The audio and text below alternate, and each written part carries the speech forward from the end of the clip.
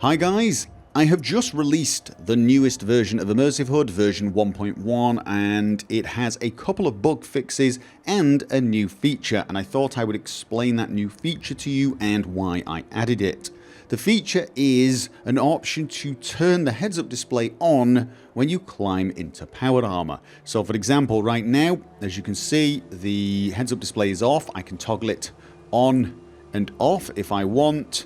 But when I climb into my powered armor, it will come on automatically.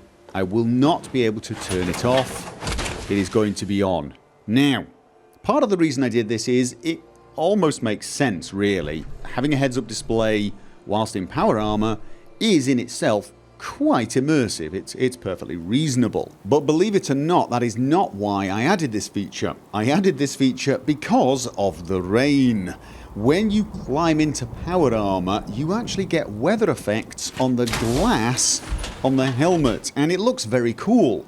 Unfortunately, if you switch the heads-up display off, you lose that. So as you can see now, you can see the rain dropping on the front of the glass. It's in itself quite immersive.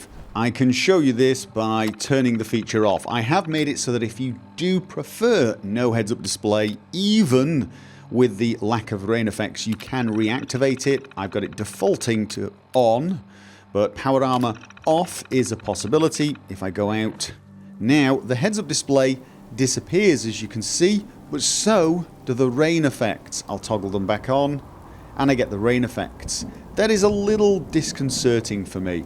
Unfortunately, there's no way for me to remove the heads-up display and the rain effects are left behind. Unfortunately, there's no way for me to remove the heads-up display and leave the rain effects behind.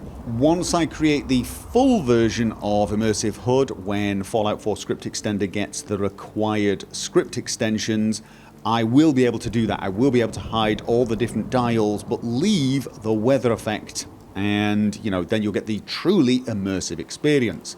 Now, I did try to get it so that if you went third person, it turned the heads-up display off, but when you went back to first person, it would turn it on automatically, like that.